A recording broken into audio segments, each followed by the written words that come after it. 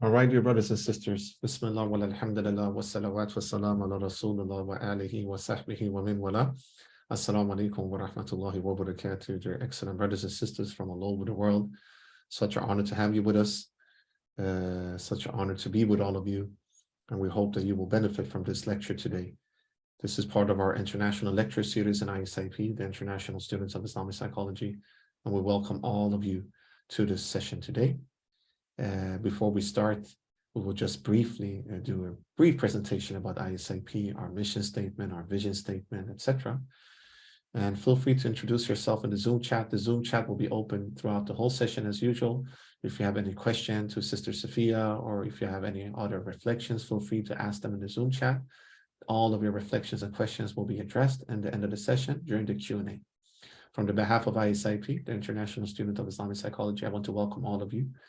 And hope you will benefit from the lecture today. Feel free to introduce yourself in the Zoom chat, as I said. Jazakallah khairan, dear brothers and sisters. So today's lecture will be about grief support for Muslims, which is a very important topic. A lot of you have asked us to do more things about grief and grief support and bereavement and how to deal with it from an Islamic paradigm, from an Islamic psychological or counseling paradigm as well. And we have the honor to invite Sister Safiyyah Kent Alsabri from US, inshallah, to learn from her experience working with these types of processes amongst the Muslim community, inshallah. Let's go to the next slide. Bismillah ar-Rahman ar-Rahim. So today's agenda, we start by reciting Surah Al-Fatiha, inshallah. After that, we will do some welcoming guidelines, and we will also share a certificate of appreciation to Sister Safiyyah for her excellent work. And then we will listen to Sister Safiyyah, learn from her vast amount of knowledge and experience. After about 50 minutes, we will then give the opportunity for some Q&As where we will address the questions that you have, dear excellent brothers and sisters, to Sister Safiyyah. And finally, we will just do some closing dua. During the session, Sister Nadira and myself, we will share some resources in the Zoom chat where you can get access to our digital library, our YouTube channel, our WhatsApp group for resource sharing, and many other beneficial resources. This will be at your service as well, inshallah. Let's start by reciting Surah Al-Fatiha. بسم الله الرحمن الرحيم الحمد لله رب العالمين الرحمن الرحيم مالك يوم الدين إياك نعبد وإياك نستعين اهدنا الصراط المستقيم صراط الذين أنعمت عليهم غير المغضوب عليهم ولا الضالين. All right, let's start. So brief about Zoom etiquette. Please, dear sisters and brothers, if you join, mute your Zoom. And have it muted all the time so it doesn't affect the presentation, inshallah. As we mentioned, all questions could be addressed in the Zoom chat. No recording or screenshots are allowed. We will provide the recordings in a couple of days through our YouTube channel, and all of you who have registered to the session for today, we will also email out the link, inshallah, and then will be shared in all of our WhatsApp groups. Also, if Sister Safiyyah allows, we will also share her PowerPoint slides, and we will email out them to all of you who have registered to the session today, inshallah. Ask questions in the chat, as I referred to earlier, dear brothers and sisters. And if you need live transcriptions, feel free to use the function that Zoom provides. Please press the More button in the bottom end of the Zoom app, and then you request that, and then you get access to that, inshallah. A little bit about ISIP's mission statement, dear brothers and sisters. We try to be an inclusive space designed to connect people with diverse backgrounds interested in Islamic psychology. So you don't need to be a mental health professional, a chaplain, a scholar.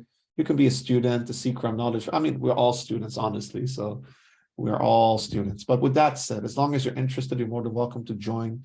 We aim to disseminate knowledge, share resources, and discuss best practices in a free and accessible manner. So our focus is, of course, Islamic psychology and Muslim mental health.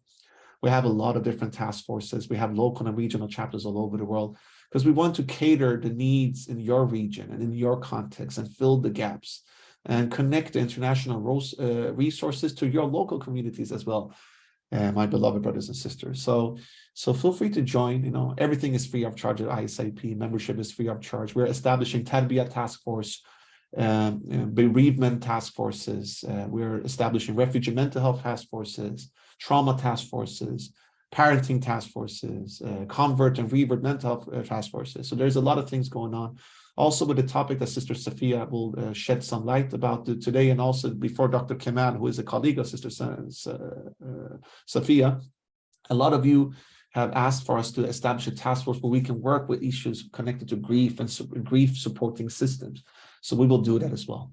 We also want to be a platform to enable further development of people's personal and professional interests, studies and understanding of Islamic psychology within their communities and countries of origin. So we do lectures and halaqas and sessions and programs and courses, not only in English, also in Arabic, Turkish, Bahasa Indonesian, Urdu, Malayalam, German, Dutch, Spanish, Bosnian, you name it, because we do want to cater in all of these beautiful languages. And as you know, we don't want to just cater in one particular domain. That's why we call ourselves an inclusive movement from that matter. How can you contribute to the movement, your brothers and sisters? You can subscribe to ISIP's YouTube channel. Sister Nadira will share that in the Zoom chat. You can join one of our Islamic psychology WhatsApp group for resource sharing. That will be also shared in the Zoom chat.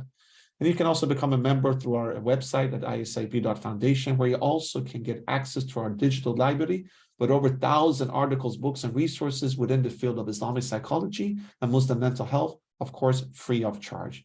So there are a lot of ways. And if you want to join our task forces and be an active member in ISIP, we will also give you information about that. You can either join our WhatsApp groups or email us.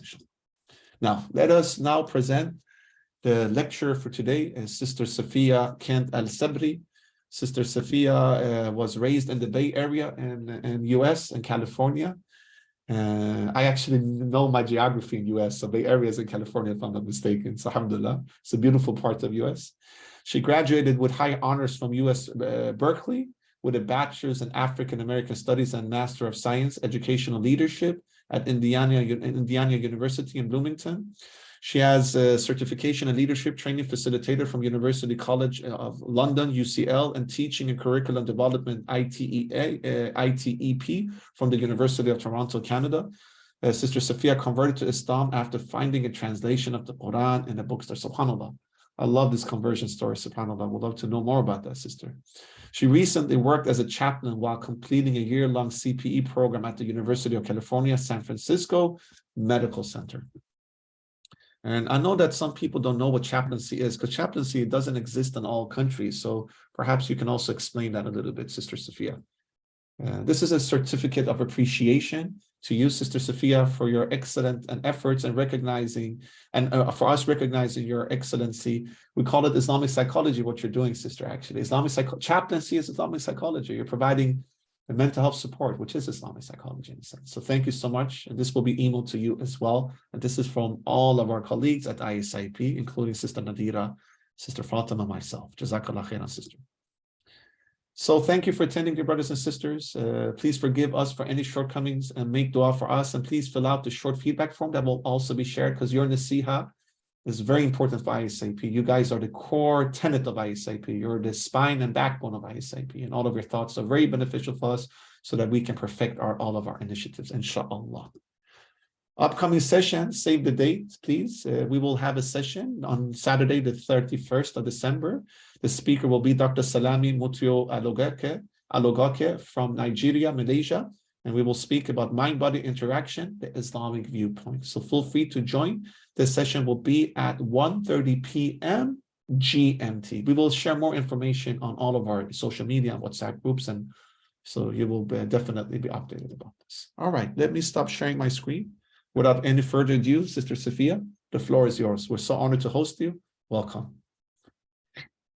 Jazakallah khair. Assalamu alaikum wa rahmatullahi wa barakatuh. I want to thank you, Brother Sayyid Jamal, and your whole team at ISIP to do all of these sorts of activities and outreach that you're doing. It's really amazing. And the more I'm just me being here is benefiting for me. I'm really excited to be a part of it. I want to go ahead and share my screen, and I want to talk a little bit today about supporting others who are grieving, and also for ourselves, how to actually move through grief. And let me just share my screen quickly, and we'll get started. It's wonderful to see the chat and to see all these people gathering from around the world. So it really truly is a global movement that you're working with. And I just wanted to recognize that your outreach is really amazing. So start Bismillah ar-Rahman ar-Rahim, Alhamdulillahi Rabbil Alameen, wa sallallahu ala Sayyidina Muhammad wa ala alihi wa sahbihi wa sallam.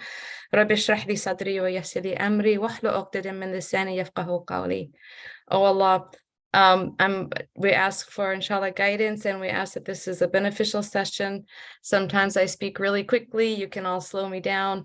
If there's a question in the chat that I don't see, Brother Sayyid Jamaluddin, I would ask just pause me if I don't see it, and just I'd like people to feel that their questions are being answered as we go along. So okay, you're ready to do that, sister, because often we have the Q&A in the end. Would you like us to do that instead? If you prefer Q&A at the end, that's fine. If it's something really urgent, like something that's not clear that what I said, I don't want people to feel stuck. So maybe in some extreme cases like that would be great. All right, we will do that. Yeah, you're right, inshallah. All right. There's a few things that we want to talk about today when we're talking about grief. And some of the main objectives of this presentation and this sitting together is to understand how grief is a natural part of life. And that's because, we all we connect in a way, and when we lose a connection, we grieve that connection. We want to talk about what does grief look like, the manifesting forms of grief, and how to move forward with grief or through grief. So those are the main objectives today. And so the first point to just some basic background and thoughts to keep in mind is that grief is normal.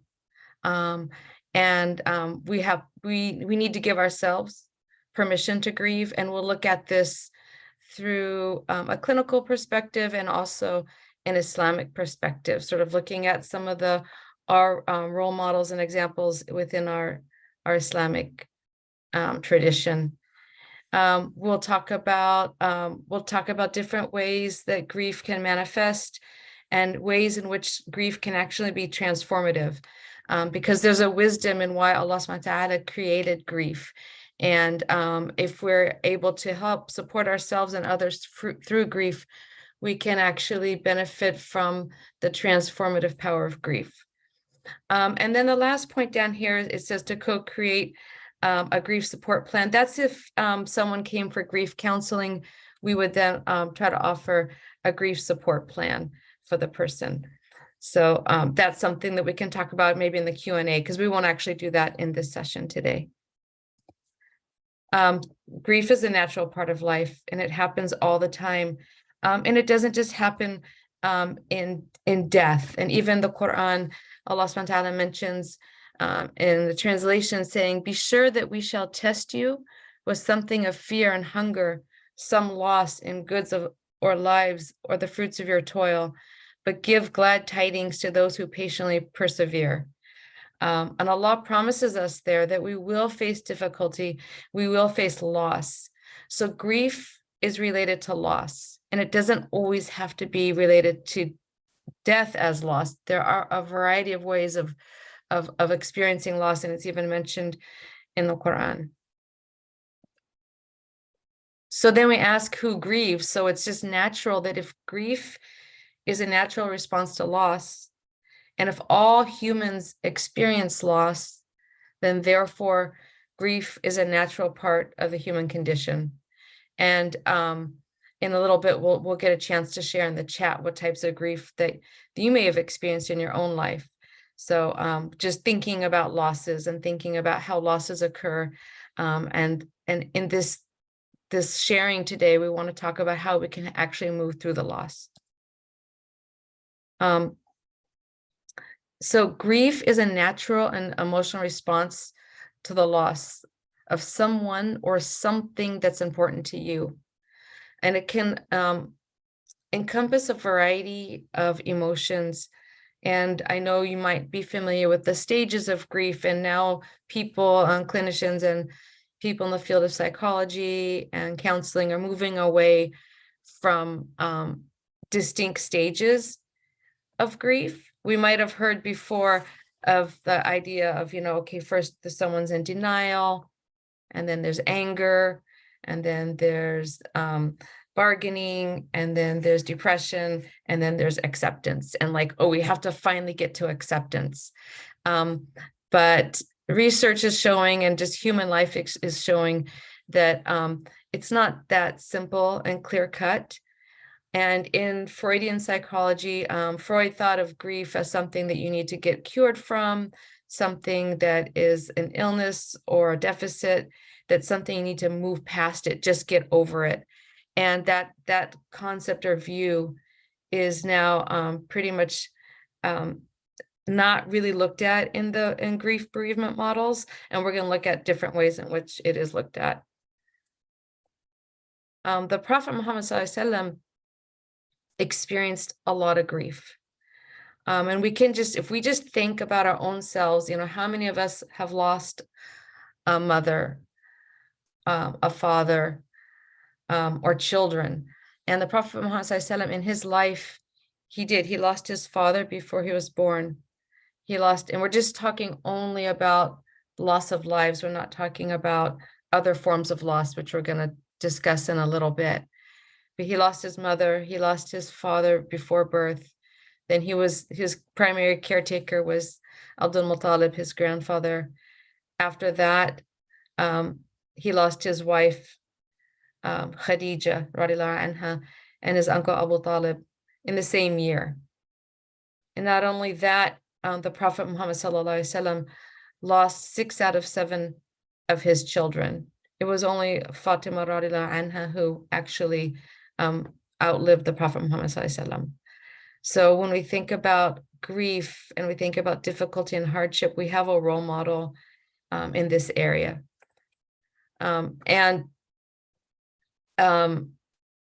We have the story that most of us probably know, is that when the Prophet Muhammad SAW witnessed his young son Ibrahim taking his final breaths, the Prophet ﷺ began to cry.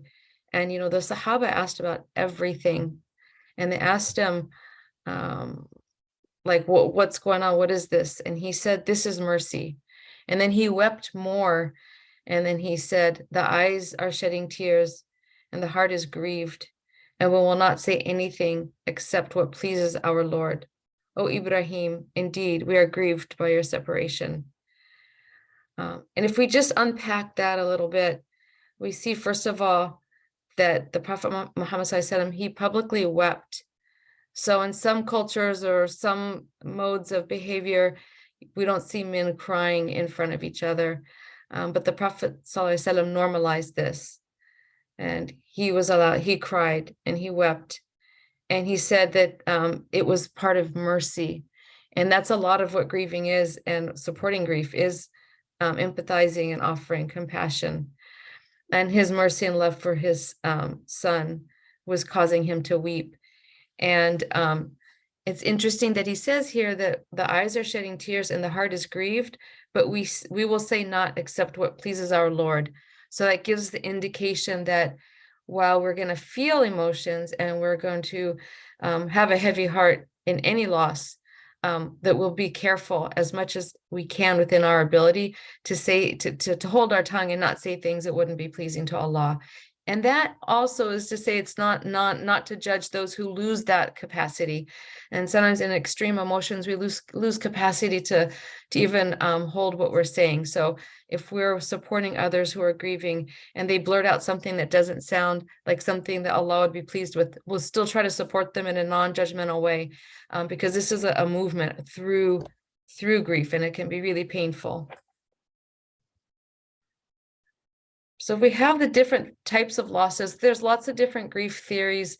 One of a very small but powerful book that I like to refer to is it's by Dr. Herbert Anderson and Kenneth Mitchell. It's all of our losses, all of our griefs. And I'm taking these 6 types of grief from this book that I really wanted to share with you.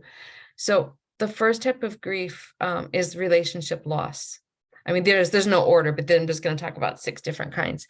And that's losing a relationship with somebody. It could be through death. It could be through divorce. It could be through travel. It could be a colleague, a favorite colleague, and you're no longer working together. But this is a form of loss when you're actually used to sharing someone's company. And our hearts have been designed to bond and to connect. And it says in the Quran, وَخَلَقَنَا مِن نَفْسٍ وَاحِدٍ, like وَخَلَقَنَاكُمْ, sorry, مِن نَفْسٍ وَاحِدٍ. So verily we have created you from one nafs. And this indicates, and I know we have some experts in Islamic psychology that could probably expand on that more, but the indication here is that we are connected, we were connected in our previous existence, and we have a natural desire or propensity to connect with others. So when that connection is broken for whatever reason, it's normal for the heart to grieve and feel sadness. Material loss would be just losing things. It could be from something like what's happening like over here in California with the wildfires, when a house gets burnt down, or what's happening to our brothers and sisters in Palestine when they get their homes bulldozed.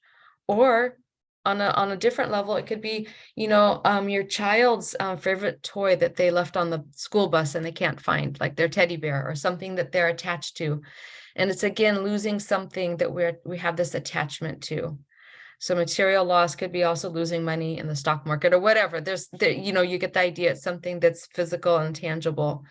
One of the things that we do as parents with our children, when they lose something, we'll think, oh, it's no big deal, we'll get another one. But it's important for us to delve into to have them talk about their attachment and kind of work with that rather than sort of brush it aside. Because what's something that doesn't look like a big thing for an adult might be something huge spiritually or psychologically for a child. The third type of loss is intrapsychic loss, and this is sort of a secret grieving.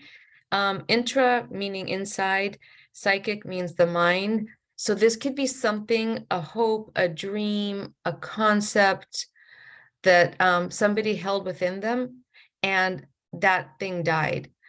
For example, if somebody just dreamed of a certain raise, like they wanted to get promoted in their job, and they're doing everything they could to be that candidate for that promotion, and they never told anybody about it, but they were working extra and they had a huge dream or a hope, and then they found out somebody else was hired for the job.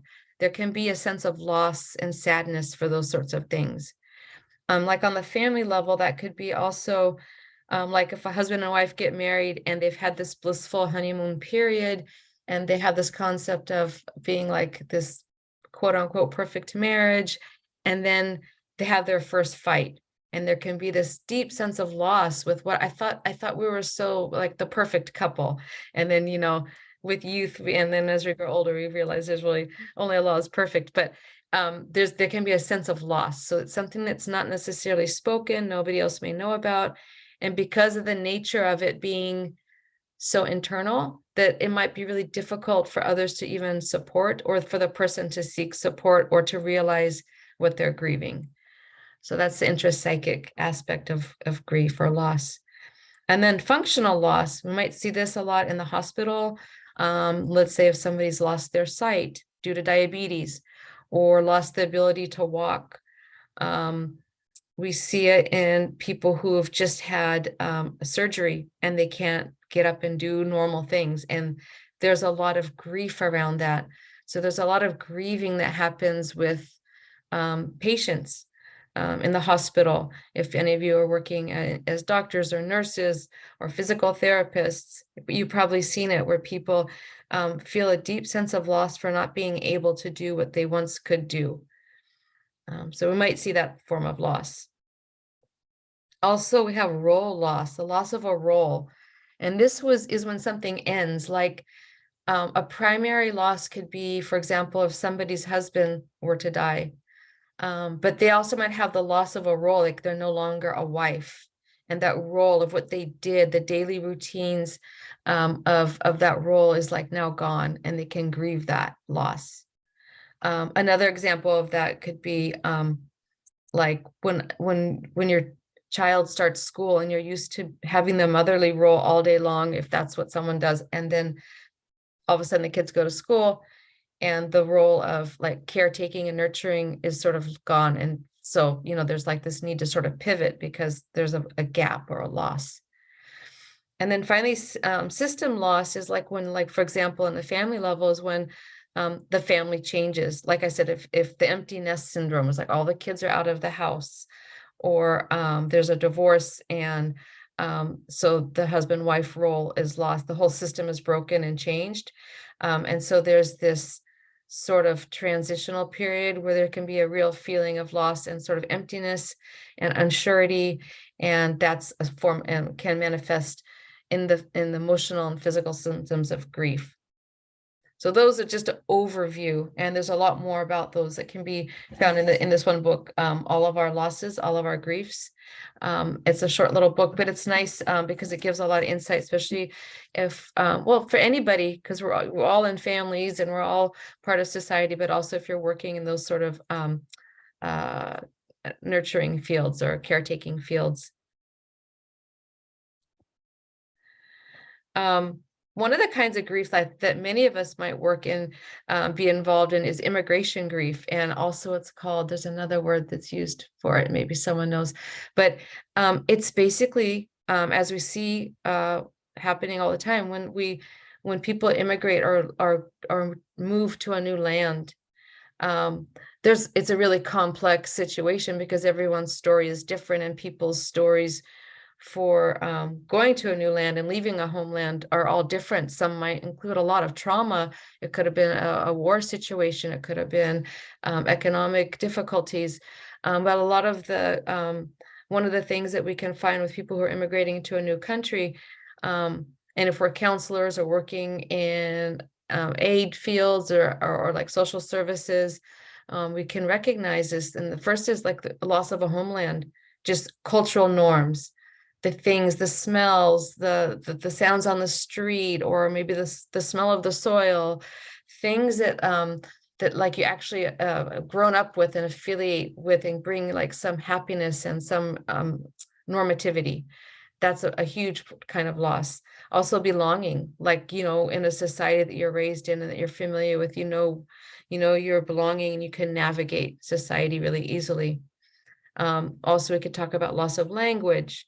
You could have somebody who's extremely articulate, PhD, or even you can be articulate without being a PhD, but let's just say someone who's extremely educated in their homeland, they can articulate that. When they go to a new place and they're learning a new language, all of a sudden their social expression is reduced to maybe, a few words, and people look at them strangely and they're like not able to really communicate. And this actually can cause a lot of grief. Also, the status of being an other, different. And there's so much that goes with that, with systemic racism and other different issues that we face in a lot of countries. And so people who immigrate oftentimes go through so many things that actually can turn into really complex grief. And sometimes we don't really recognize that. So these are a few points to think about. Also, loss of family support system, social status, having a family lineage that you're known in your community or your friend group. So these are things that people lose when they immigrate often. And even if they immigrate for a reason of just going to, I'm going to go move to this country because I got this wonderful job opportunity, there still can be a feeling of loss. So just recognizing that and understanding, maybe you have friends in that situation who can't quite find the words for it. And it's kind of nice to be able to keep this in mind.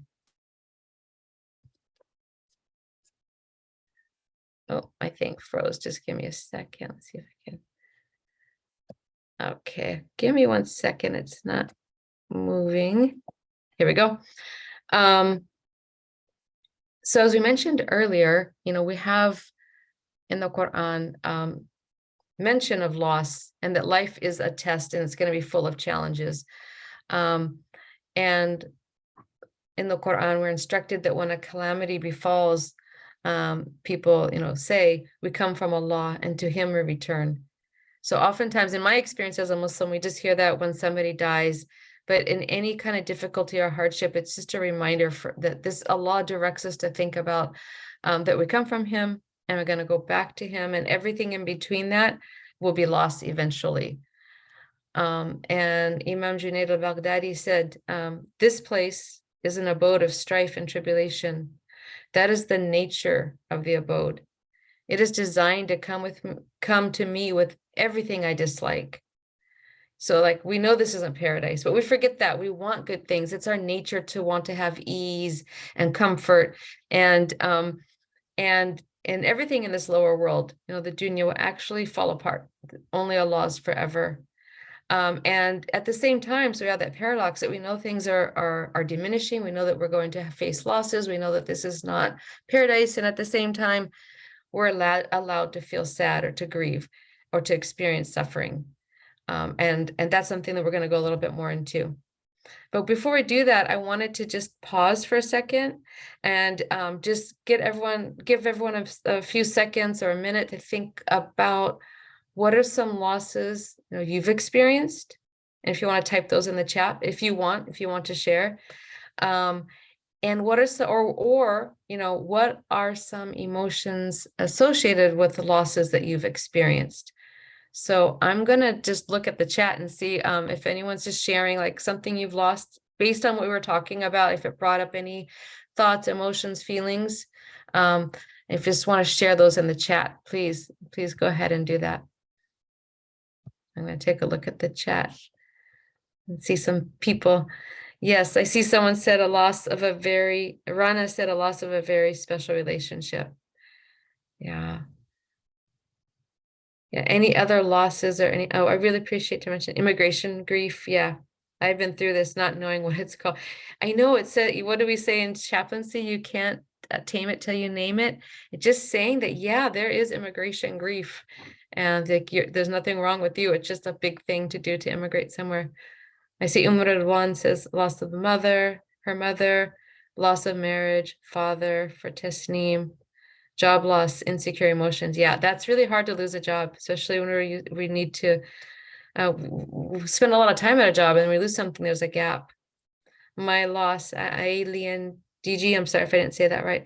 My non-Muslim family. Yeah, that's an idea about, when we convert to a new religion and we lose some connections there.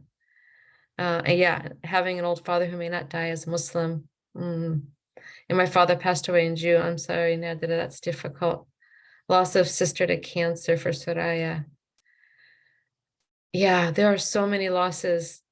Thanks for whoever shared shared those. Loss of a younger brother unexpectedly. Yes, loss of identity. These are really deep and they're really difficult to navigate, and they can be difficult. And just naming them and being aware of them, and then just sort of watching the emotion that comes up, or the physical feelings that come up when we think of these losses and we name the losses, when we think of the feeling in our body or the emotions in our heart, our mind, at least just being aware of them it's really important for us. So thanks for sharing those. Okay, let's see if I can move. All right, so we're gonna kind of pivot over to talk about the needs of the grieving person. And they don't go in any sort of order, but the first thing is validation of grief. And when we're talking about someone who's upset, sad, in distress, it's not really a matter of getting them to be quiet. It's more of a matter how much can we hear. So if we're in the listening profession, such as chaplaincy or counseling, or parenting, or all these different roles that we might have, it's really important just to validate people's grief. And that could just look like, oh, I hear you. I see that you're upset, or yeah, that must be really difficult to go through. And even it could be something that wouldn't be difficult for you to go through, but everyone's different and everyone's grief is different and people's sensitivities are different. So using affirmative language, just listening to the person and giving them space to explore emotions. And space to explore emotions would mean, for example, like taking a non-judgmental stance and not trying to solve their problem for them. And I remember when I was doing my chaplaincy training, one of the things I had to really learn and work on, and still probably work on, because it's second nature to me to want to solve someone's problem, and just to sit and let the person be in pain emotionally, and just allowing the person to be in pain and sitting with them in their pain with some affirmative language and body language. I hear you. That must be so difficult. And whatever words come naturally, there's no formula, but to hear. And so just talking on a community or a family level, so much with us, let's say with children, when our child says something like, oh, someone was mean to me at school today. We're like, oh, it's okay. Just be strong. Who cares? Something like that. Discounting it. It doesn't allow the person who's sharing it, particularly a child, to actually identify with what they're feeling, and it can push things down. And just sitting and listening without offering a solution can be really therapeutic, like it's a therapeutic intervention. So, and if we're talking about ourselves feeling something, just sitting with ourselves, with our pain, and not trying to numb it is really can be really therapeutic as well. So what we try to do as humans is to move away from pain. But when we're feeling pain internally, or we see other people in pain, sort of leaning into that pain and allowing the pain to be, and having some silence sometimes, and just letting the person feel it and then express what they're feeling, and not trying to change it or cure it quickly. Because when we try to cure it quickly, we don't give the person really time or opportunity to go a little deeper into the layers of who they are and actually work with what they're feeling.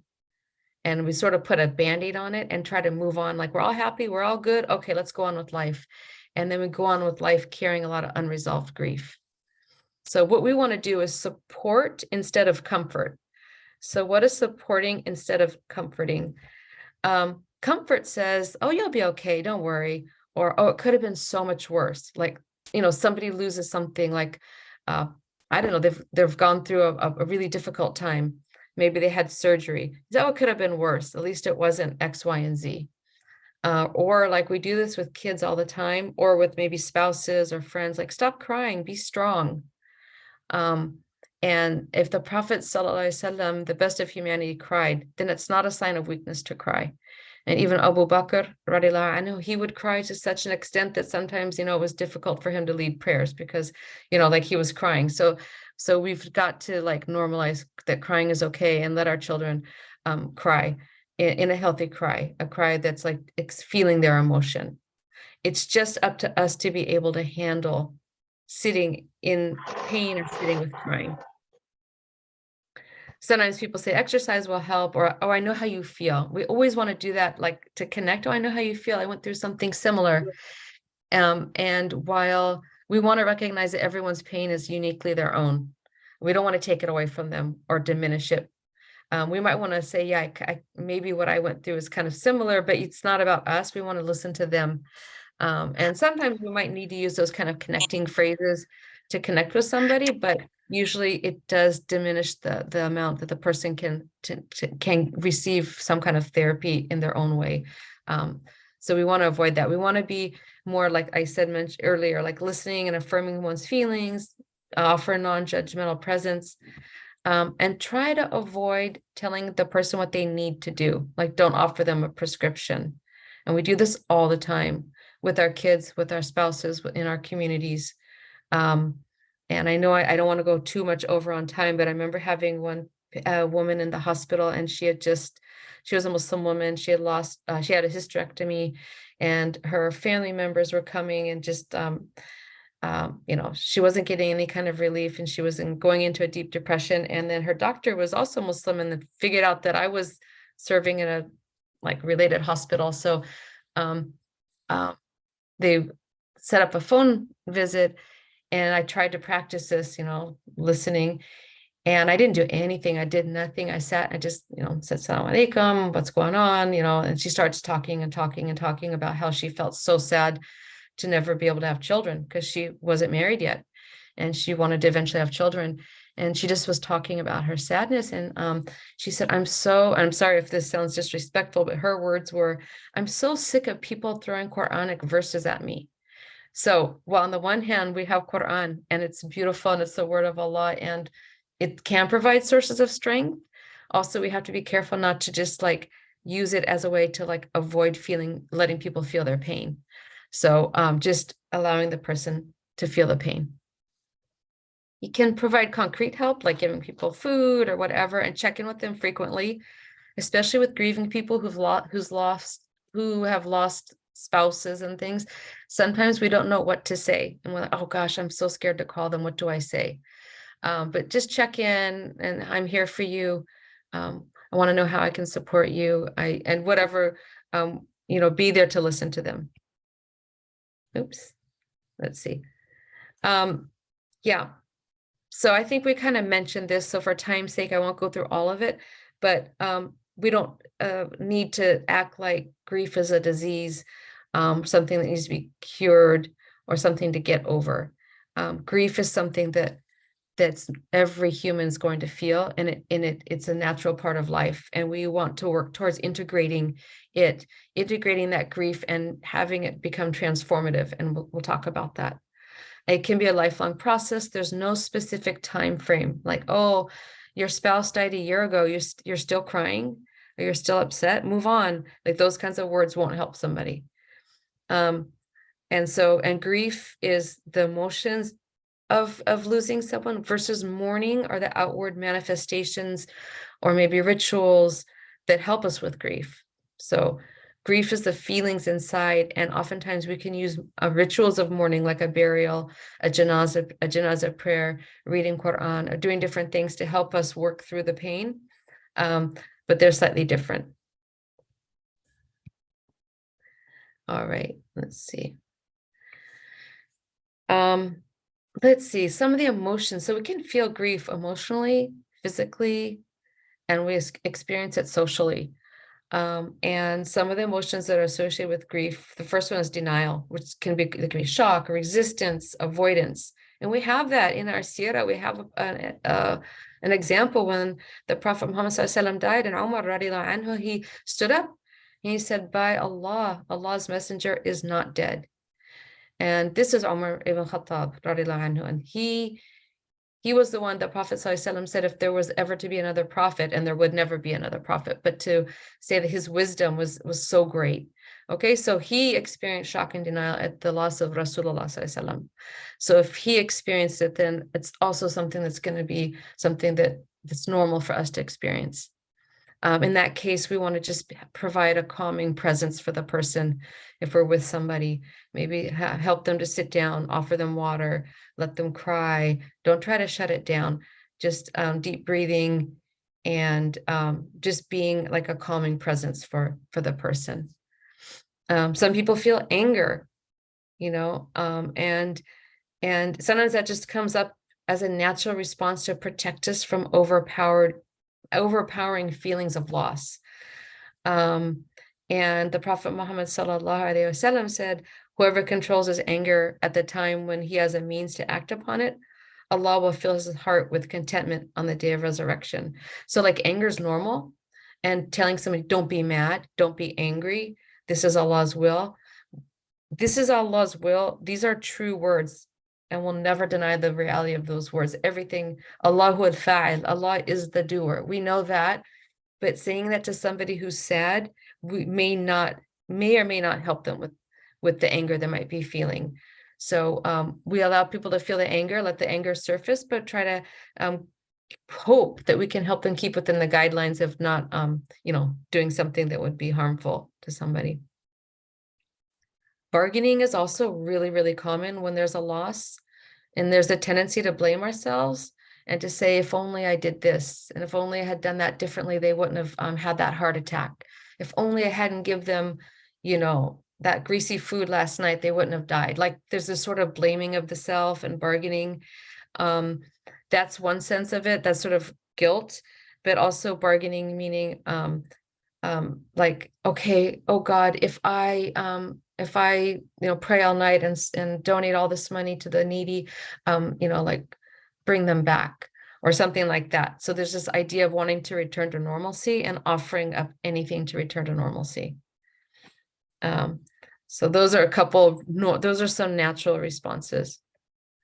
Also depression are just feelings of hopelessness and sadness. And this is normal. This is very normal within grieving. And there are different levels of depression, and I'm not at all an expert on that, but I do know that in the DSM-5, the diagnostic manual, there's something I think called complicated grief. I know that's not the right word. I'll find it and I'll type it in the chat. But there is now there's actual designation of grief as something that can be supported through insurance. Here in America, it's all about will insurance pay for it? And because it's in that manual now, people can go get grief therapy if it's like been really complicated and prolonged grief. And it could be like maybe deep depression as a result of grief. And even our example in this case would be Prophet Yaqub alayhi salam's grief at the loss of Yusuf alayhi salam, when he says, "Oh, my sorrow over Yusuf," and his eyes became white from grief because of the sorrow he suppressed.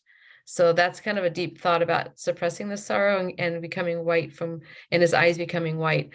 But it just shows that the grief is there, and sorrow is part of loss. And then acceptance over time, we hope, and even in certain, it doesn't happen necessarily over time, but it can happen simultaneously with grief, that someone could feel deep sadness and deep pain and deep anger. And then at the next moment, like they might have a really beautiful, funny memory and start laughing and feeling, or they might see an old friend and feel really joyful at seeing that friend. Some people actually feel guilty about this paradoxical deep sadness, and on the one hand, and then ability to feel joy, like seeing a beautiful sunset, and you're like, oh, I shouldn't be feeling so happy right now because I just lost my father, I just lost my husband or my spouse. But these emotions can be existing side by side. And so acceptance is sort of acknowledging the reality of the permanence of the loss. And acceptance can also mean reorganizing your life there's a gap, there's an emptiness that's there, and now we have to reorganize our life in a way. This is sort of the goal of grieving eventually, is to move through life with the grief. And there's certain ways that we'll talk about that can help somebody do that. And we can see the Prophet Muhammad in his life, even when he would hear someone come knocking on the door, and it was like Khadija's sister or her friend after Khadija radiallahu anha had passed away, he would just be so excited, and sort of like this continued bond with family members or memories of the person that we've lost or the things that we've lost, because we're going to remember that grief is not just losing people, it can be losing things or status or roles. So so we're going to talk a little bit more about that. Again, this is just a list, and because inshallah they'll send out the slides, I won't go through each one of them. I just want to let me check the time. I want to be aware of the time for you all. Okay, and then there's some physical responses to grief. You can have aches and pains. Sleep problems are really, really common.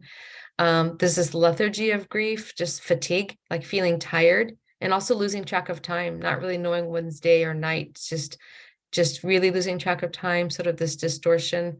And then sometimes people fall ill because of a suppressed immune system due to stress. So there are also physical responses to grief.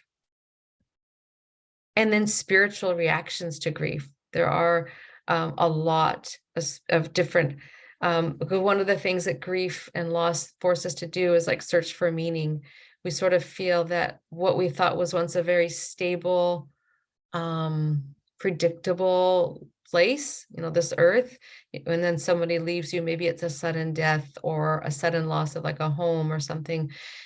Even for here in California, like an earthquake, you just realize, like all of a sudden you get this idea that like, oh, this place is a very changeable, unpredictable place. And you can have this sense of like not feeling stable, a feeling of powerlessness and helplessness. And sometimes there's a spiritual questioning. Even Muslims do that a lot too. Like I saw it a lot more with non-Muslims, but it's not wrong for Muslims to question. I know that if there's a question, a feeling in your heart, like, why did this happen? I need to know the wisdom. It's not wrong to ask why. And yet with holding full respect for Allah as the creator and the all merciful and the all knowing. So there's can be these really painful feelings, and people might say things and their faith might be really questioned, and we need to support people, but not judge and direct people. And so we'll talk more about that maybe in the question and answer. That's the grief cycle. We kind of talked about it. It doesn't really go in order, but I just wanted to show that was the older model that was sort of been updated. And this is a really blurry picture, I'm sorry, but because the old way was like these stages of grief, and then this really knotted up, complicated looking knot. Yeah, that's most people's experience with grief, just going through different emotions, emotional outbursts, and then a feeling of calm, and then a feeling of dread. And so it can be really complicated. And that's where we as supporters just sit with people and meet them where they're at. And we don't want to try to control where they're going, because it's a journey. Okay, so we'll kind of quickly go through this last part, because I know I've been talking a lot and I want to give people time to ask questions or discuss things, but just, how to nurture loss and continue living. And one of the things is like continuing bonds with the deceased, which is sort of, it could be for us like making dua for people who passed away. If people like to read Quran on others' behalf and donate the reward, or build a well in somebody's name, or put, some people like to make a memory scrapbook. It's sort of like trying to find ways to still be connected with the person that you're missing so much. And even on a different level with children, let's say, I remember growing up, I had one sister who didn't want to give up her certain particular teddy bear. It was tattered, destroyed, probably like a germ, kind of a place, it just, need to go in the garbage or whatever. So my mom took a picture of it and like put the picture next to her bed or whatever, and got her a new one. But I mean, you can do different things to try to continue these bonds with something that's, again, is a loss. Also nurturing a spiritual connection. And that would be like community support. Of course we have like praying and maybe fasting, but also connecting with other people who help to make you feel seen and heard, because this is very therapeutic and important. We're human and this is part of our nature. And then self-care, I know it's like a really big buzzword, but like trying to eat well and sleep well as much as possible when we're in this grief. And take time. Just because you're in grief, it doesn't mean that you always have to explain all your emotions to everybody, or keep talking when you don't feel like talking. Sort of being in tune with what your needs are and trying to honor that, so that you can take care of yourself. It's really difficult to go through loss. I think these are, I'll send the slides out. These are just a little bit more in depth about the continuing bonds. Like recalling memories is a great thing. People like to do a lot of storytelling. And if you're with a patient or with a loved one who's grieving and you don't really know what to say because they're like just crying and they're kind of distraught, sometimes asking an open-ended question like, oh, tell me a really like a vivid memory you have about your time with grandpa. And sometimes just talking about their experience with the person that's no longer there can be really therapeutic. Again, the spiritual and social connections are important. Remembering Allah, turning to Allah in a needy way is so beloved to Allah. So this could be an aspect of it. Visiting the masjid and keeping up those social bonds is also important. And then we talked about self-care. Getting fresh air and exercise can help, in our own way. So those are a few suggestions. And in the Quran, talking about difficulty, Allah invites the believers or asks the believers, seek comfort in patience and prayer. Allah is truly with those who are patient. So for us to seek patience in whatever capacity we have is really important. I'm actually, this is a slideshow that I prepared for with Ziyara Muslim Spiritual Care, and just this a little good information about the spiritual care services. That's with Dr. Kamal Abu Shamsia. I'm collaborating with him. Here are some references. These will all be on the slideshow. Yeah. I want to thank you for, and I know I talked a really long time, so I'm going to stop sharing the screen and just want to open up to some questions if anyone has anything they want to bring up. We're here. Let me look in the chat too. I haven't been tracking it. My sister. We will help you with the chat, inshallah, so you don't need to. Okay. There's a lot of conversation. First and foremost, thank you so much for an excellent presentation. We really appreciate it. It was very beneficial and also very great pedagogical structure as well. May Allah bless you. May Allah bless your good deeds. And may Allah subhanahu wa ta'ala really make us of those who could take this this type of notions of how to deal with grief and normalize it in a society where we are bypassing this stage of healthy bereavement, healthy grief processing, and where we're today actually stuck in a frozen grief, which can be quite toxic. If you don't deal with the grief in a healthy, fitri manner, it can become toxic actually.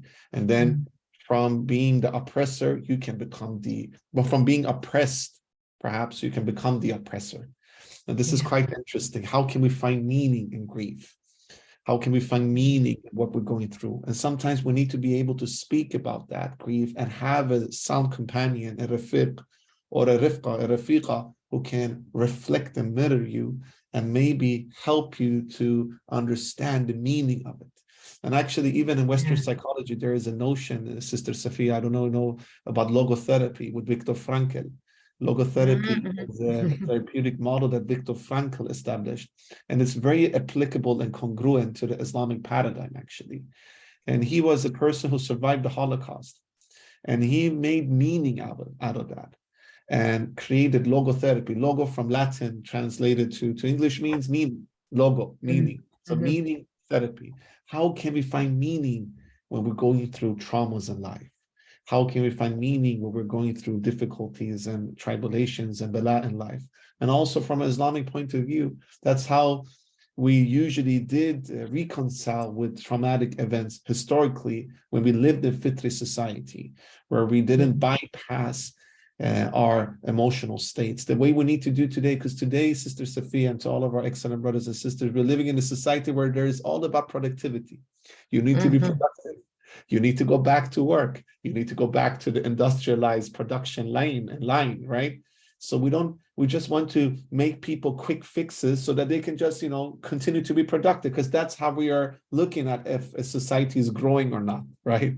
Well, in a fitri society, we allow people to be in that moment and take their time, because we know that Allah tests those that He loves most. So we even saw them as beloved to Allah.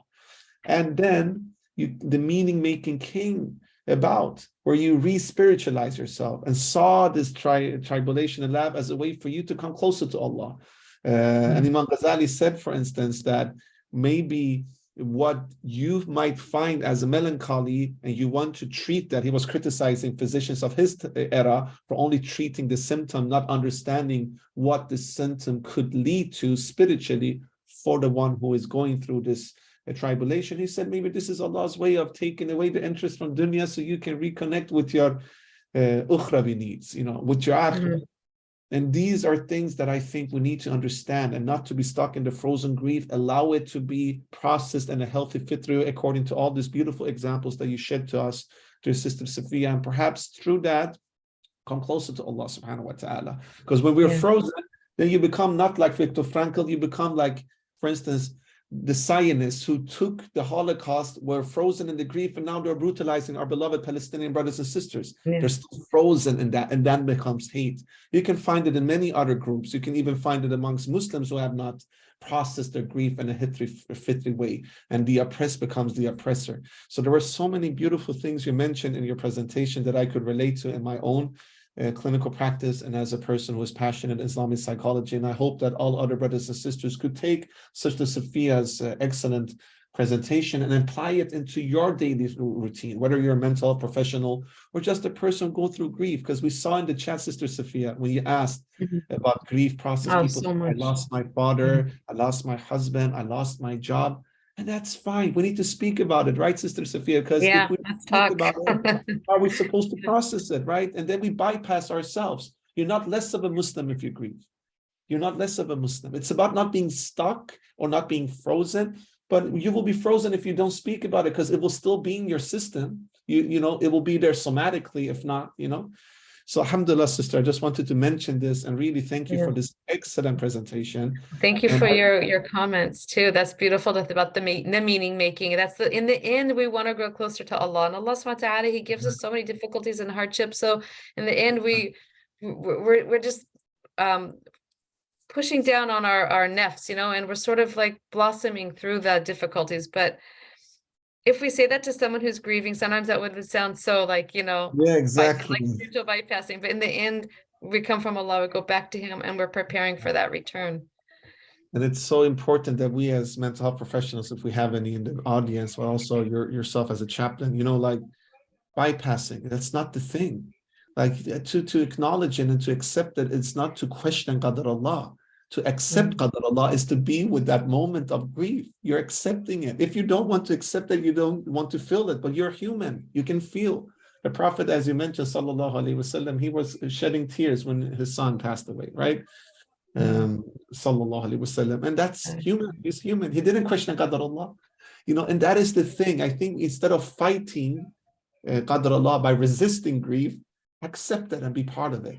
And then with time, you know, Allah will heal those wounds. But it's easier said than done, sister. I don't want to bypass anyone. I know how it is. We have to make it easy for all of our brothers and sisters who are grieving. We're with you. Let us see now, Sister Safiyyah, about questions. There are some couple of questions here. Are you ready for answering them, sister? Or sure, let's see if we can. Yeah. All right, perfect. So Sister Nadira is asking, growing up with the parental style, which was to suppress any emotion, subhanAllah, negative emotions, for example, making me hard to face and process the emotion, especially during grief. How can I know that I have processed the grief and not just put the emotion away? Good question. That's such a deep question. And knowing, like, what is knowing that we've processed?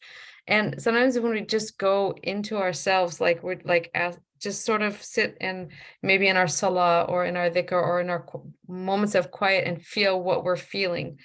That's the first thing. Like, I had to learn how to feel too. I was raised also in a family that we didn't talk a lot about emotions. So first of all, identifying, what am I feeling? Like, what am I feeling right now? Sometimes we just don't know what we're feeling. And then sitting with that. And when if you're feeling pain or frustration or anger, whatever feeling that is, sort of like go with that feeling. Don't push it aside, and just allow for whatever comes up to come up. And then to know that we processed it. Sometimes we never fully process maybe everything in grief, but we know that we've made process when we feel like we see things in a slightly different perspective. We've come to an understanding, like, oh, okay, and we've made meaning from it. Okay, that happened, and this is what's happening to me, and I get it, like, I understand. But there's no formula for it either, because everyone's different, and there's no prescription for how our really tender soul, the human heart, will understand something. Maybe Brother Saeed, Jamal, do you have something you want to add to that? Yeah, it's an important question, and there is a cultural stigma there. Unfortunately, I don't relate this upbringing that Sister Nadira had went through as Islamic. There is a notion that I always say when we speak about masculinity, or futuwa, as we say, you know, sound character, you know, noble character, which is both for brothers and sisters, of course. When you say to your young son, man up when he wants to cry, man up, don't cry. That's actually to make him inhumane. That's not to be manly. And I think what Sister Nadira is responding to, and I agree with the sentiments that Sister Safiyyah shared, is that to be with that emotion, you know, don't put that away, to accept it, because all emotions are God-given. It comes from Allah subhanahu wa ta'ala, all emotions. But it's about being with it, and with that, moderation will come. We shouldn't exaggerate in our emotions. That's not Islamic, but we shouldn't bypass them either. But then what's exaggeration in the end of the day? If you're with it, let it come out, and with time, things will process. But let us also speak with other parents to do not do the same mistake that maybe our elder generation, and may Allah bless them.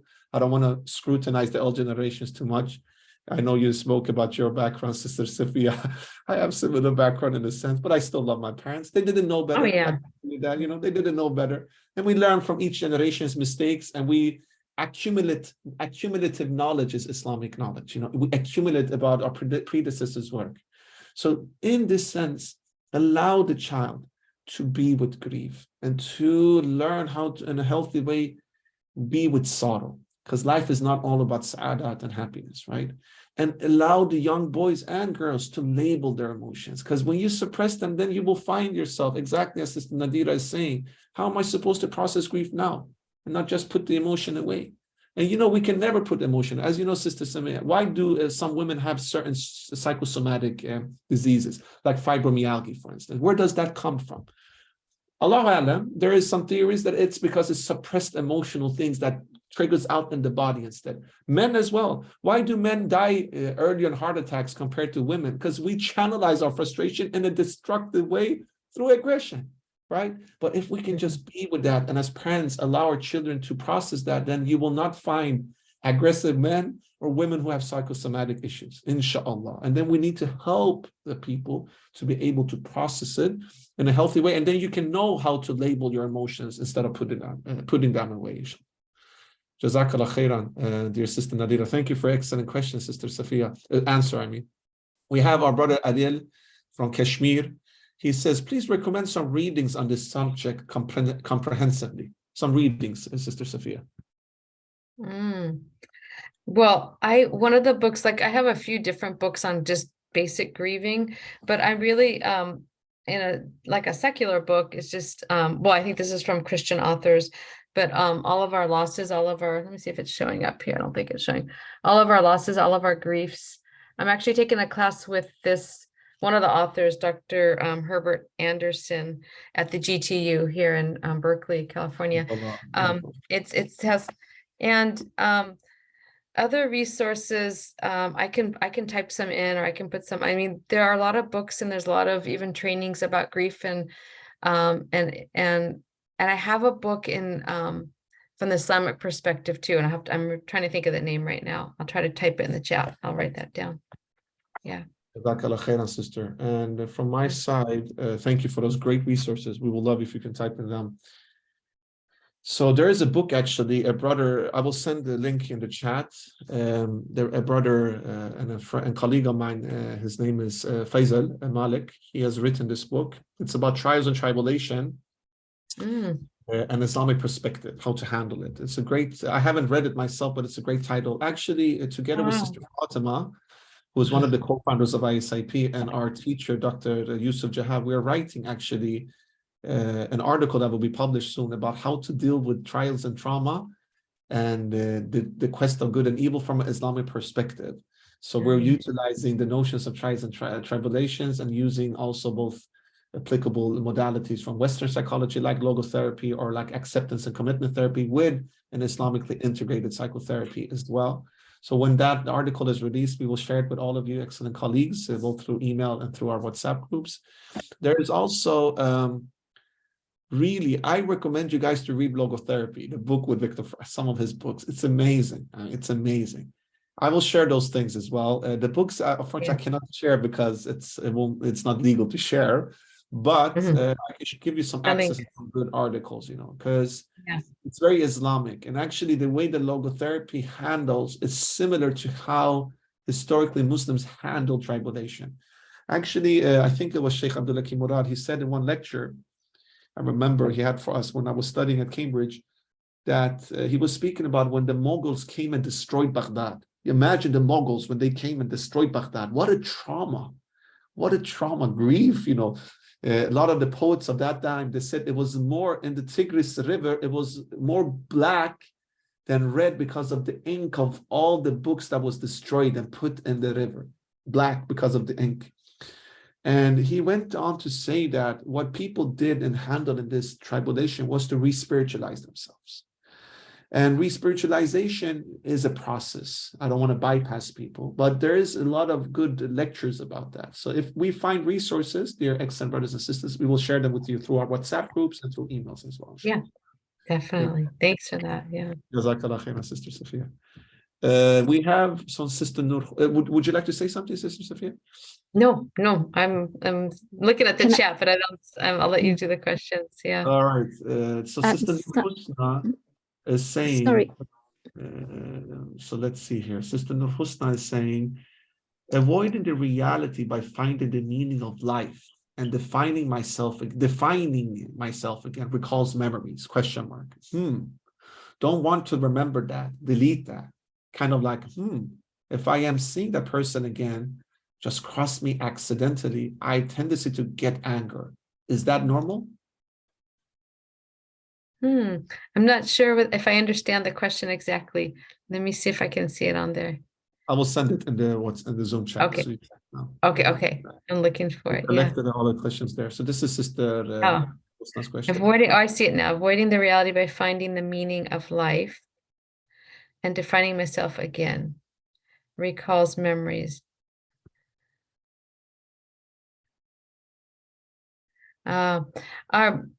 Miss Sister Nur Husna, are you sort of saying that maybe you've pushed away some emotions, and then when you see somebody, it might trigger those emotions? Is that? I'm not sure if I understand exactly. I think that's it. I think she's alluding to that. Yeah. I mean, anytime, like whenever there's tension or friction, that's a sign that there's something down there that we want to like address or find or consider or rethink about. Maybe there's something in the past or something with that person that was difficult, and maybe either finding a good therapist or counselor, or trying to like review or examine those situations that are deep down there, like you said, we're trying to delete, because I don't think, we really delete things. Sometimes we can process them, or we can push them away or push them down.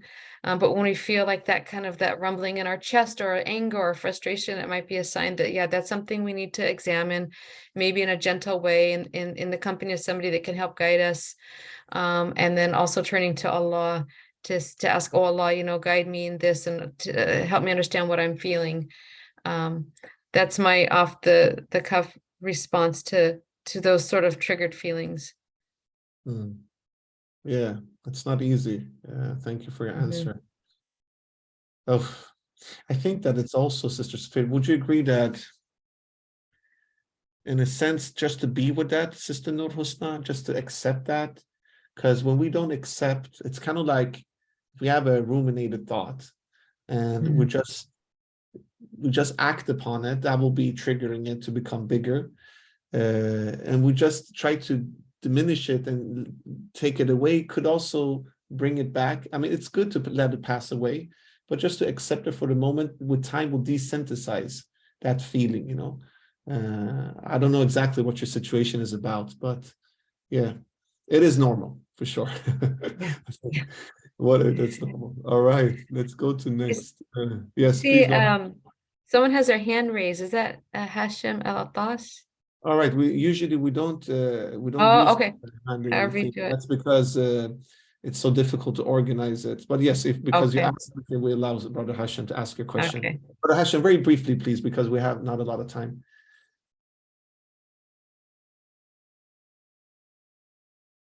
Brother Hashem, could you write your question in the chat, please? Assalamu alaikum. Assalamu alaikum wa rahmatullahi wa barakatuh. Thank you, first of all, to accept my my asking of raising the hand, because I didn't know it's not agreeable here. However, but thank you for this chance. I want just to add something. I didn't come in the beginning to hear, but the good what you mentioned about mixing the ways of psychotherapy for grief, and especially, of course, you mentioned like logotherapy, and the sister also mentioned the other ways. So with especially the faith when it's mixed. But one thing I want to add to what already you have mentioned, trauma is about it's like a model of the incident is seeded in the mind, and of course it affects the heart. Now this image, now there's new ways of psychotherapy and new discoveries and new, even especially from neuroscience, that speaks of deleting these or changing these models or these imagery, it's called also. The imagery, easily we can change it by adding the imaginations with it. Let me give example of, for example, to remember a certain memory. Let me say someone died or passed away, his relative. Now, what to do first is to let him to remember the story of the incident itself, or to remember the scene itself. Then you can make some additional imaginations to change it.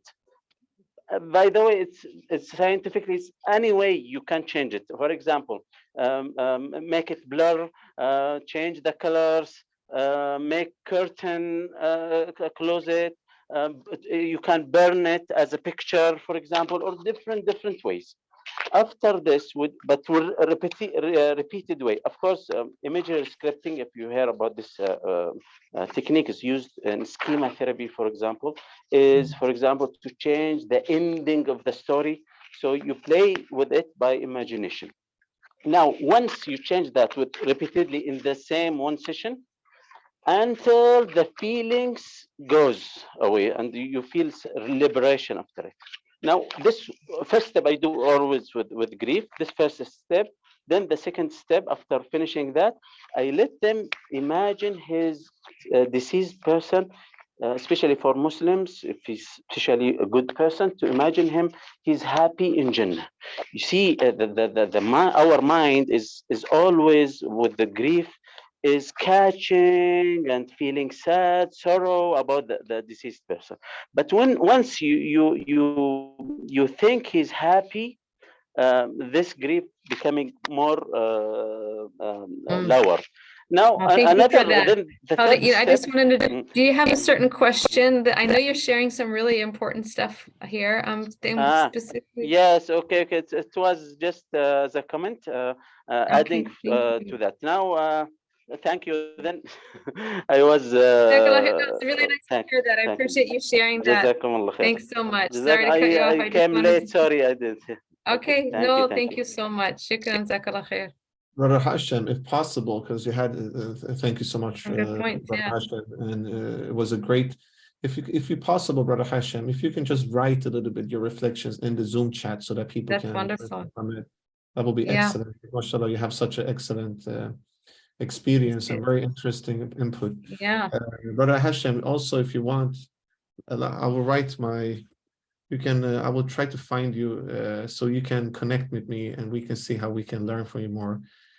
Mindful of the time, we will need to take a couple of questions. Brother Hashem, this is, I write it to you personally. So write to me, please. I'm sorry that I interrupted because it was so interesting and I was thinking about the time. No. Actually, I appreciate because, but thank you, Brother Hashem. So this is my number, Brother Hashem. If you can write to me, please. We will definitely revisit your excellent reflections. It was very, very appreciated. Thank you. We have about 6 minutes left. So let's go to the next question. Sister Nada Yahya is asking, how can you offer support to someone who is grieving, yet get so much annoyed if you try to validate their emotions? Double-edged sword. Wow. Yeah. Because I'm coming to this not as a therapist, as a counselor, which is sort of like the listening profession where it's a more just receiving and then offer interventions, through open-ended questioning. So maybe if you see that the person is grieving and they don't really want to talk about emotions, we don't necessarily have to talk about emotions. Sometimes we can spend time with them doing something, an activity that they like, or helping them to find normalization in their life, like they have a gap, and now you can say, hey, did you want to go take a walk, or something that they enjoy? So then you just asking them some questions, like about normal things, just get the person talking. And then if there's an ability to ask a little question about like their loss and like, how's it going? If they want to open up, that's great. But I don't think we can force somebody to talk about their emotions. It will come with time. Sometimes the pain just needs to settle a bit through those normalizing activities, and then the talking can come. It's not always about talk therapy. I'm not a therapist, but it can be more about just spending time with somebody, having company with somebody, filling some gaps in their life from their loss. For sure. And thank you, Sister Safiyyah. Just to add to it, talk therapy is not it doesn't resolve everything. It's good, but I do believe that you can combine with somatic experiencing, somatic working, allow the person to feel and perhaps find the grief in all of his or her system. So try to be very mindful of their disposition. Don't force anything on them. If they're annoyed right now, maybe they're not still able to process this the way that you think is best for them, then be with that. Be with that annoyance. Annoyance is not bad. It makes you alive. Yeah. If you see anger in a person, be with that, because it's good, because it's activating the system actually. And then from there, you'll see that it will turn out a lot of other issues underlying, because anger is often secondary emotion. And it comes from a primary emotion, which could be, sadness, or it could be loss, or, it could be a wound, or, it could be fear or sadness, So inshallah, thank you. Thank you, Sister Nada, for your question. Thank you, Sister Safiyyah, for excellent reflection and answer. Sister Sakina Mujahida is asking, please address how to cope with severe mood swings, deep sadness, grief attacks from the griever's perspective as opposed to counseling perspective. The griever, like how to deal with the mood swings. And it kind of goes back to what you just mentioned about being with it, as long as you're not like in physical or emotional danger from the person, but not seeking to control or change or direct someone's moods, but just sort of be like a calm presence there and a supportive presence. Because the mood swings are normal. That's why I tried to show that knotted up look of grief. There's a lot of emotions and people need to work them out. Sometimes, like we said, going back to somatic healing, sometimes maybe just let's take a walk, or let's, just doing something where the brain can sort of disconnect for a little bit and then come back to it. But emotions are individual and really, really unique to each person. So true. Thank you so much. I mean, there is also, sometimes you can come to the cognitions through the body. So by following the body and following the process of how that trauma has affected your body, which could be connected to mood swings, you can go back to the cognitions from the body.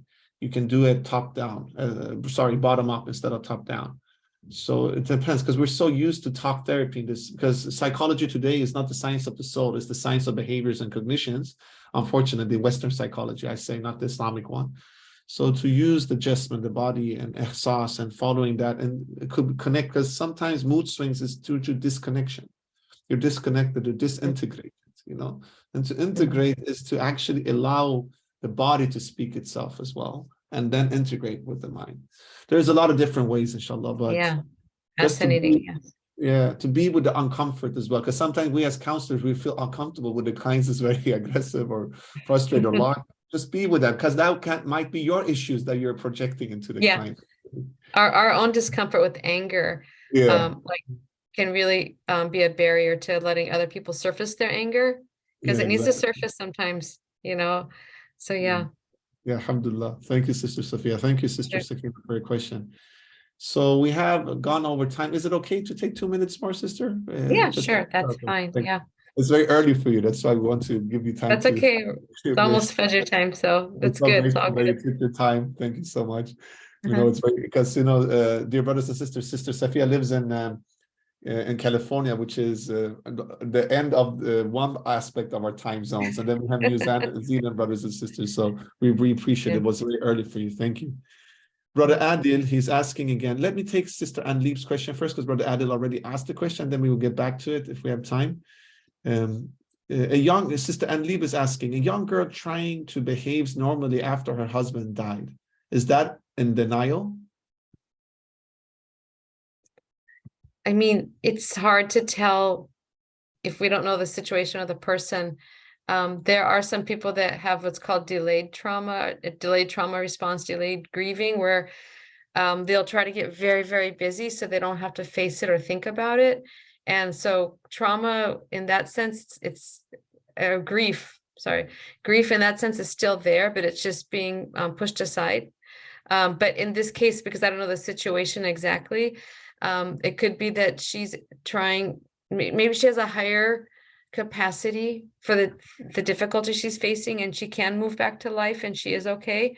And other times she could be, in another case, it could be sort of delayed grief because refusing to like go there and think about the feeling. So it's really hard to tell.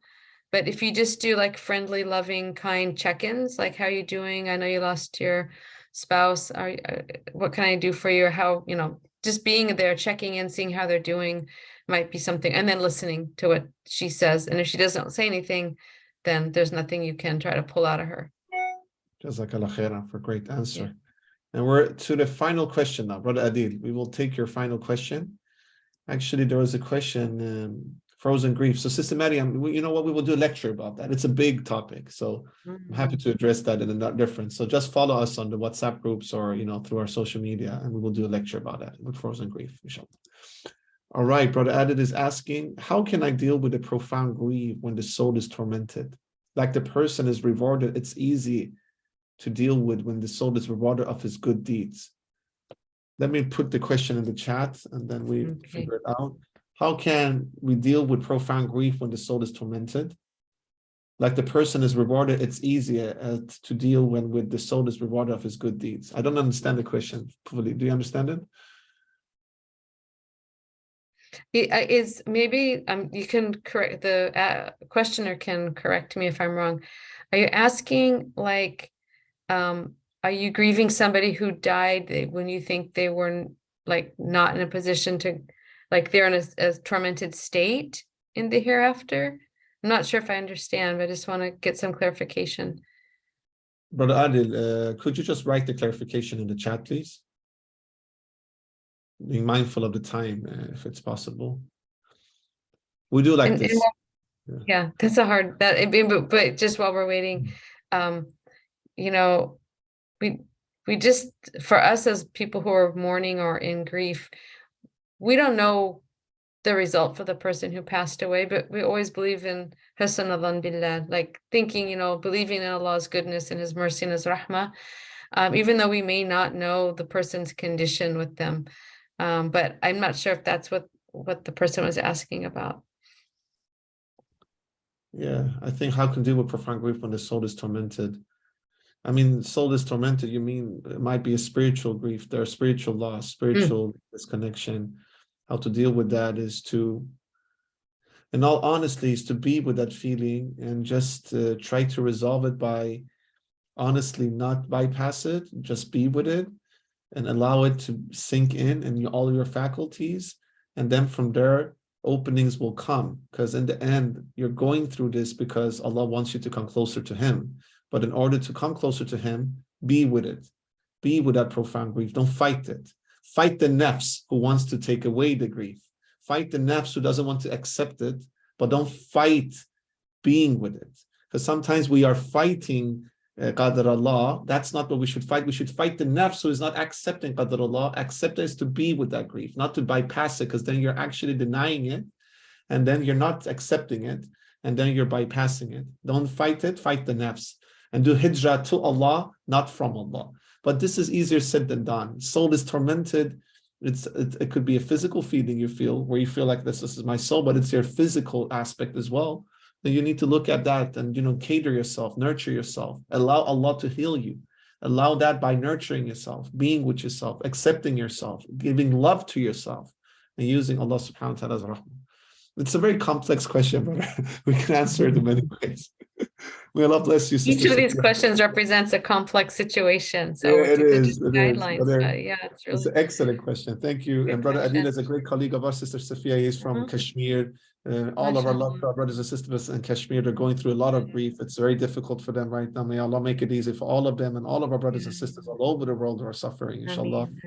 Ameen, inshallah. Jazakallah khair, Sister Safiyyah. A round of applause, dear brothers and sisters, for Sister Safiyyah, for her taking her time, sharing her vast amount of knowledge in this field. We're so honored to host you. We hope that we can host you several times in the future. I hope you benefited from this session as well, dear Sister Safiyyah. Thank you so much. You're doing an excellent job. May Allah grant you tawfiq on all of you endeavors, inshallah.